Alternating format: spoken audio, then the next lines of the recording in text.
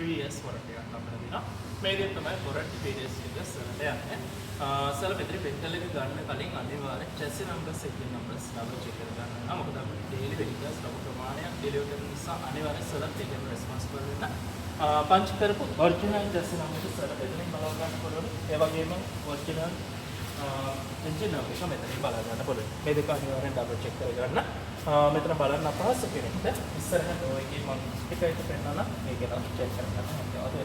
දැන් engine එක සහ vehicle එක pre delivery inspection එක fully inspection කරලා තියෙනවා. නැවත කිසිම දෙයක් engine load එක කරන්න නැහැ. engine එක ලොක් කරලා හැමදේම develop කරලා තියෙනවා. ඉස්සරහට 1000 වලදී තමයි නැවත යන්න වෙන්නේ. pit shop එකට ගිහලා inspection කරගන්න වෙනවා. පොන්චි කිව්ව එකක් නිසා කලින් booking එකක් දාලා වෙනවා ගන්න ඕනේ. මම කියපු සර්විස් බුක් එකේ service station numbers pit shop numbers එක ඉස්සරහට ඒකට පැහැදිලිව බලා ගන්න හැකියාව තියෙනවා. මෙතනදී 1000 5000 වල සරලට ඉන්ස්පෙක්ෂන් දෙකක් free. ඔකේ. ඒ කියන්නේ level of speed of charge තමයි යන්නේ. සරල material cost එකක් cost කරේ 10000 වලදී මේක time period එකකින් කිව්වොත් 1 month 6 month 12 month වලදී කරගන්න හැකියාව තියෙනවා. මේ ටික තමයි details ටික. engine oil එක වෙනස 5 වලදී police certification වෙන එක. මේක සරලට 10000 to 10000 kilometers වලදී නැත්නම් 12 month to 12 month whichever compass සරල මේක හැකියාව තියෙනවා review කරන්න. හරි ඒ විදිහට තමයි ඒක කරගන්නේ. brake oil එක dot free ඒ වගේම coolant feather level වල දෙනවා. tank එකේ full කියන මට්ටමට යනවා. ඒක full තියෙන්නේ. සරල මෙතන දැනගන්න ඕනේ එකම එක දෙයයි මේ තියෙන බයික පෝට් එක fill කරගන්න වෙන්නේ. මේ තියෙන බයික පෝට් එක විතරයි fill කරගන්න තියෙන්නේ 1000 kilometers යනකම්. මොකද මේක use කරන ප්‍රමාණයත් එක්ක ඉවර වෙන කාලෙ depend වෙනවා. ඕකේ සරලව මේක fill කරගන්න 1000 kilometers වලින් කලින් ඉවර වුණොත් windshield එකට supportive lubrication plus water දාලා mix කරලා fill කරගන්න ඕනේ. මේක විතරයි fill කරගන්න වෙන්නේ. ඒ lubrication එකක් අපිට buy කරන්න පුළුවන් සුපර් මාකට් එකකදී buy කරලා එක්ක water දාලා mix කරගන්නයි තියෙන්නේ. හරි? ඒක විතරයි කරන්න තියෙන්නේ. Suzuki bench එකට උඩේ left side එකට තමයි අපේ door lock එක ඇවිල්ලා තියෙන door handle එක මෙතන දාලා අගාධ තුනක් වගේ පාර්ක් කරනවා. කියලා මේ විදිහට අපිට close කරගන්න හැකියාව තියෙනවා. හයි boat එකට එම boat package එක මම පෙන්නන්නම්.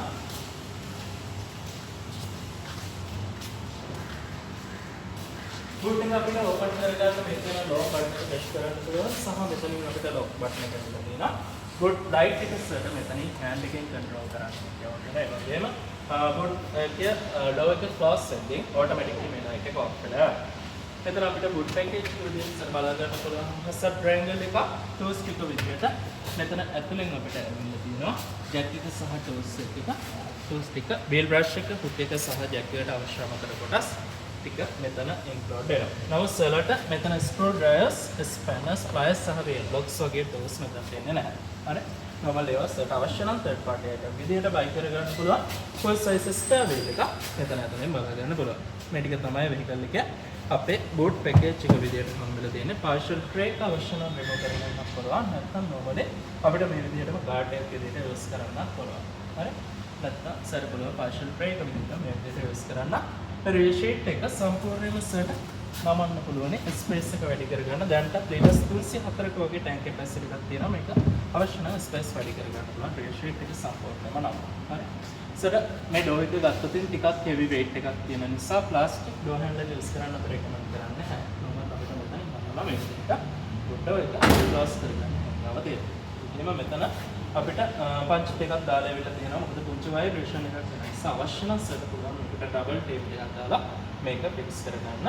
සහ fuel tank එක සහ මෙතනින් ඇවිල්ලා තියෙනවා tank capacity එක 37 liters. දැනට up to 10 liters අපි already fuel fill කරලා තියෙනවා. හරි? ඒ ටික තමයි අපිට මෙලියදී බලා ගන්න පුළුවන්. අපි related එක නිසා මේක central case එකට බලා ගන්න පුළුවන්. dual AC functions ඊට අමතරව USB port දෙකක් ඇවිල්ලා තියෙනවා. මේ ටික තමයි විශේෂයෙන් ඇවිල්ලා තියෙන්නේ. අනිත් ඒවා සාමාන්‍ය vehicle එකක් විදිහටම තමයි vehicle එකේ brake අපිට බලා ගන්න පුළුවන්. හරි? එතකොට මේ USB parts charging support කරනවා. ඒ වගේම AC control කරගන්න rear passenger තම අවස්ථාවේ තන දීලා තියෙනවා. ඉස්සරහ තමයි ඊටු details ටික තියෙන්නේ. සලගේ vehicles වල drive කරන තුන් දෙනා පොඩ්ඩක් ඉස්සරහට ඇවිල්ලා curve එකක් වගේ හැදෙන්න මෙතන third cylinder පැහැදිලිව හැමෝටම බලා ගන්න පුළුවන් මේ ටික. අන්තිමට එහා පැත්තට ඩෝර්ස් ඕපන් කරන්න යාව තියෙනවා. ඒ වගේම අපි vehicle එක start කරන්න අනිවාර්යෙන් අපි ළඟ keys තියෙනවා. ඒ frequency support smart key එක. සල් ළඟ අනිවාර්යෙන් key එක තියෙනවනේ. මෙතන එකේ අපි cup holder එකේ තමයි normally key එක තියෙන්නේ. මෙතන මැනුවල් කී එකකුත් අපිට බලා ගන්න පුළුවන්. ඒක මැනුවල් කී එක ඩෝ එකට විතරයි යූස් වෙන්නේ. හරි. ඒ ටික තමයි මෙතන තියෙන කී එක නේද? අපිට බ්‍රේක් පැඩල් එක ප්‍රෙස් කරලා ස්ටාර්ට් බටන් එකට මේ විදිහට වම ප්‍රෙස් එකක් කරලා පුෂ් එකක් කරලා අපිට වෙහිකල් එක ස්ටාර්ට් කරගන්න පුළුවන්. normal වෙහිකල් එක ස්ටාර්ට් කරගත්තට පස්සේ අපිට පළවෙනියෙන්ම ස්ට්‍රේට් හැන්ඩලින් හම්බ වෙනවා. ස්ට්‍රේට් එකේ ටිල්ට් එකක් ටෙලස්කෝප් එකක් ඇඩ්ජස්ට්මන්ට්ස් කරගන්න මෙතන අපිට ලොක් එකක් දීලා තියෙනවා. ඒ විදිහට ඇඩ්ජස්ට්මන්ට්ස් කරගන්න තියෙනවා. නැවත ලොක් කරගන්න අවශ්‍ය වෙනවා. වගේම ෂීට් ඇඩ්ජස්ට්මන්ට්ස් ඩිස්ටන්ස් එකට හයිට් එකට සහ ටිල්ට් එකට මේ විදිහට ඇඩ්ජස්ට්මන්ට්ස් අපිට තියෙනවා. මම මෙතනින් පටන් ගන්න මේ තියෙන හෙඩ් අප් ඩිස්ප්ලේ එකට දාලා බට්ස් එක. අපිට හෙඩ් අප් ඩිස්ප්ලේ එක normally මෙතනින් open වෙනවා. 3 second press එකක් HUD කියන බටන් එකට press එකක් කරලා මේ විදිහට හෙඩ් අප් ඩිස්ප්ලේ එකට අපිට open කරගන්න පුළුවන්. reflective display එක drive කරන person විතරයි මේක visible වෙන්නේ. එතකොට අවශ්‍ය විදිහට මෙතනින් අපිට මේ බට්ස් හතරම හෙඩ් අප් ඩිස්ප්ලේ එකට අවශ්‍ය විදිහට position එක අපිට change කරගන්න පුළුවන්. වගේම brightness බටන් එක අඩු වැඩි කරගන්න මෙතන brightness බටන් එක press කරලා මෙතන brightness එක අඩු වැඩි කරගන්න පුළුවන්. සහ මෙතන අපිට head up display එකේ details change කරගන්න පුළුවන්. මෙතන අපිට speed එක, RPM එක, braking acceleration වගේම battery level මේ හැම details එකක්ම මෙතනින් බලා ගන්න පුළුවන්. one pressure එකක් දීලා මේවා change කරගන්න හැකියාව තියෙනවා මේ HUD කියන බටන් එකට. හරි. ඒ වගේම vehicle එක 4 cameras සම්බන්ධ තියෙනවා. මේ view බටන් එක press කරලා අපිට 360 view camera view එකක් second time press එකේදී bird view එක එනවා. third time නැවත මුල් display එකට කරනවා. ඒ වගේම vehicle එක reverse mode එකේදී automatically camera එක on කරනවා. මේ විදිහට තමයි vehicle එකේ cameras work කරන්නේ. ඊට අමතරව vehicle එක drive mode එකේදී උනත් පුංචි වෙලාවක් යනකම් cameras on එකේ යනවා. තියෙනවා. ඒක තමයි cameras වල තියෙන. මෙතන අපිට traction control box එකක් තියෙනවා. මේක normally ලංකාවේ වෙන්නේ use කරන්නේ නැහැ. නමුත් මේක experiment කරලා බලන්න පුළුවන්. අපිට mud හරි sand හරි තියෙන slippy pocket එකේදී අපිට මේක කරලා බලන්න. 3 second pressure එකක් දුන්නාම මේ traction off වෙලා යනවා. normally මෙතන අපිට මේ bulb එකම indicate කරනවා yellow color එකෙන් traction off කියලා. normally යන්න ඕනේ on එකේ. කියන්නේ මෙතන කිසිම දෙයක් indicate කරන්න දෙන්නේ නැහැ. හරි. මේක off කරගන්න නැවත on කරගන්න set one එකක් දෙන්න. මේ තියෙනවා idle off එක. මේක same as fine hybrid. නමුත් set manually තමයි මේක කරගන්න තියෙන්නේ. idle off එකක් මේක එකට තියෙනවා. vehicle එකේ fuel consumption එක සරලට හදලා දෙන්න.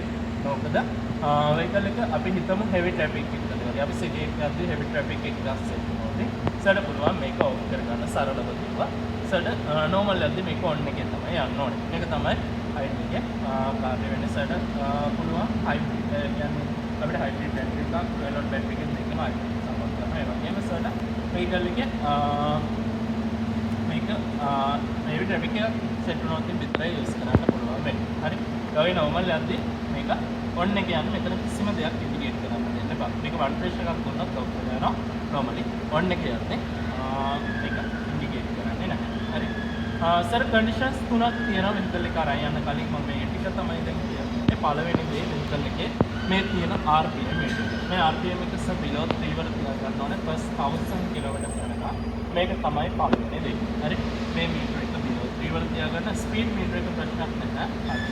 මේක automatically සර් පාලනය වෙන නිසා සර් පුළුවන් RPM එක විතර below 3 වල තියාගෙන යන්න. මේක අනිවාර්යෙන් 1000 kilometers යනකම් පාලනය කරන්න ඕනේ.